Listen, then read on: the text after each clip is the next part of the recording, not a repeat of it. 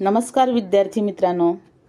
संयम, जिद्द, आत्मविश्वास व चिकाटी या योग्य ध्येय साध्य करण्यासाठी कार्यरत राहावे असे चिंतनगर्भ विचार दर्शविणारी तसेच अविरत प्रयत्नाने सकारात्मक जीवन जगावे अशी शिकवण देणारी एक कविता आज आपण शिकणार आहोत.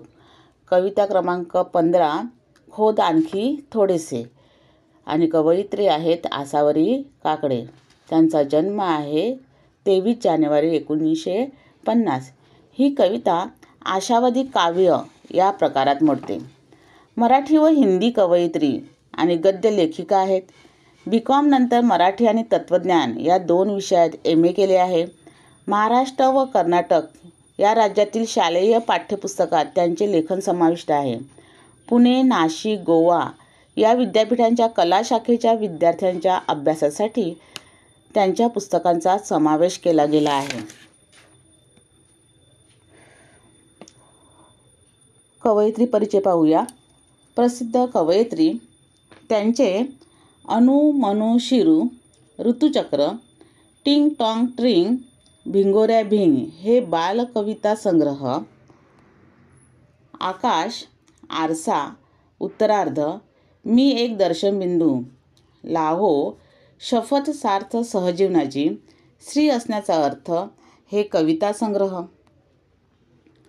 तरीही काही बाकी राहील, बोल माधवी, लमा लमा हे अनुवादित कविता संग्रह इत्यादी लेखन प्रकाशित आहे. 1990 साली विशाखा पुरस्कार व 1992 साली राज्य पुरस्कार यांनी त्यांना सन्मानित करण्यात आले आहे. जीवनात प्रयत्न आणि सकारात्मकता यांचे महत्त्व अनन्यसाधारण आहे. हे ध्येय साध्य करताना संयमाने, जिद्दीने, आत्मविश्वासाने, चिकाटीने कार्यरत राहावे लागते. चांगुलपणावर विश्वास ठेवणे आवश्यक असते. वास्तव आनंदाने स्वीकारावे आणि कोणत्याही भ्रमात राहू नये. उमेदीने जगण्यासाठी कष्टाची कास धरावी असा संदेश कवितेतून व्यक्त होतो. आपण जिथे थांबतो तिथून चिकाटीने आणखी थोडेसेच पुढे गेले तर यश निश्चितच मिळते. आणखी थोडेसे हा शब्द चिकाटी, जिद्द, आशावाद सूचित करणारा आहे. खोद आणखी थोडेसे, खाली असतेच पाणी, धीर सोडू नको सारी, खोटी नसतात नाणी. घट्ट मिटू नये ओठ, गाणे असते ग मनी, आर्त जन्माचे असते रित्या गळणाऱ्या पाणी. मूठ मिटून कशाला म्हणायचे भरलेली, उघडून ओंजळीत घ्यावी मनातली तळी. झरा लागेलच तिथे, खोद आणखी जरासे, उमेदीने जगण्याला बळ लागते थोडेसे. ही कविता लाहो या संग्रहातून घेतलेली आहे. कवितेची प्रस्तावना पाहूया. प्रसिद्ध कवयित्री आसावरी काकडे यांच्या खोद आणखी थोडेसे या कवितेत जीवनात प्रयत्न आणि सकारात्मकता यांचे महत्त्व अनन्यसाधारण आहे. ध्येय साध्य करताना संयमाने, जिद्दीने, आत्मविश्वासाने, चिकाटीने कार्यरत राहावे लागते असा आशावाद या कवितेतून सूचित केला आहे. ही कविता लाहो या संग्रहातून घेतलेली आहे. स्पष्टीकरण पाहूया. खोद आणखी थोडेसे. खोद म्हणजे खणणे, खोदणे. खाली असतेच पाणी. धीर सोडू नको सारी. धीर म्हणजे हिम्मत. सारी म्हणजे सर्व. खोटी नसतात नाणी. नाणी म्हणजे शिक्के किंवा पैसे. परंतु आपल्याला या कवितेमध्ये नाणी म्हणजे प्रामाणिक माणसे असा अर्थ घ्यावा लागेल. अर्थ पाहूया.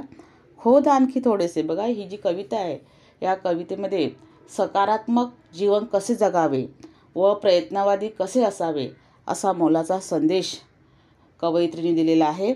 आणि कवयित्री सांगतात आपल्याला की खोद आणखी थोडेसे, निराश होऊ नकोस तू, जमीन खणत राहा, खोदत राहा, आणखी थोडेसे खोद, जमिनीखाली नक्कीच तुला पाणी मिळेल. म्हणजे आपण प्रयत्न जर केला, अजून खाली खोदत गेलं तर आपल्याला नक्कीच काय मिळणार आहे? पाणी मिळणार आहे.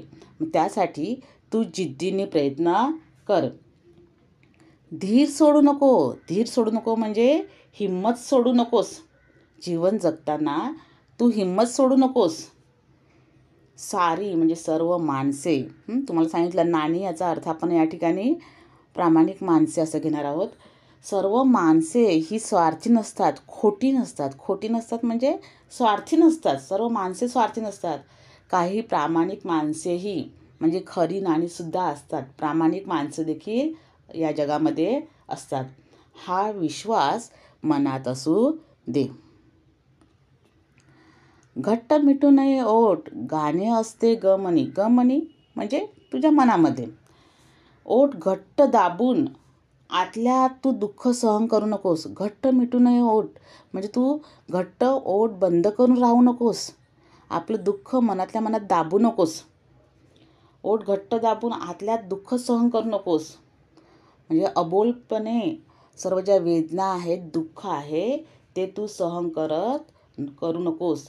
तर तू बोल. तुला जे काही करायचे आहे ते करण्याचा तू प्रयत्न कर.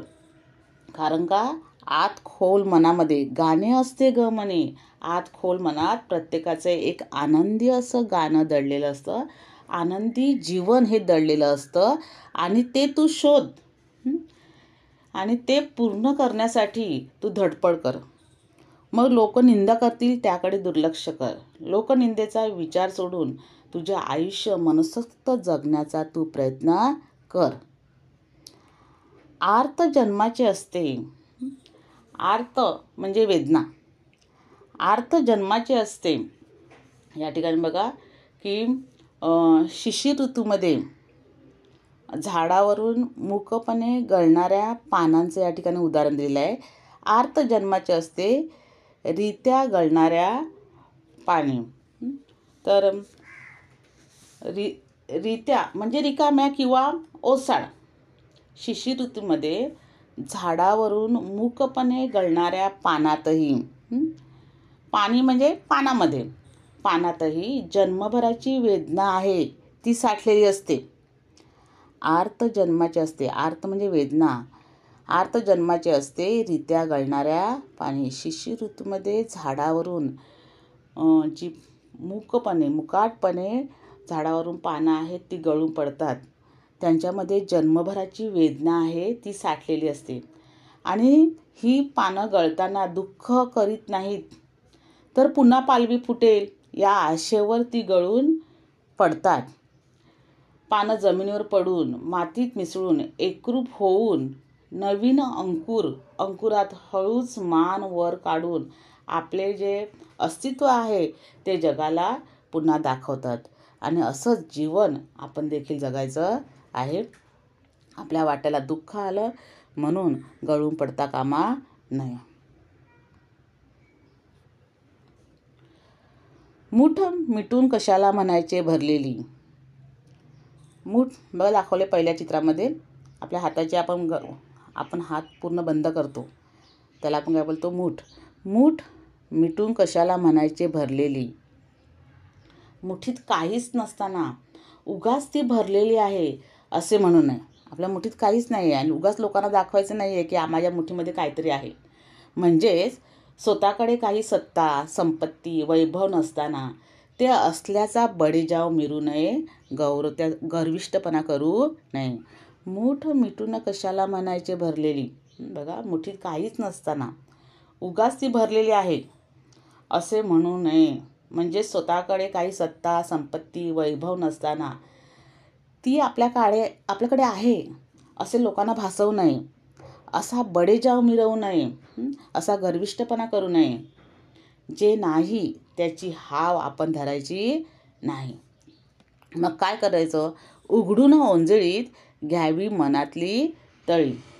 मनातली तळी म्हणजे मनातील ओलावा. मनातली तळी म्हणजे मनातील ओलावा. तर जे नाही त्याची हाव धरू नये.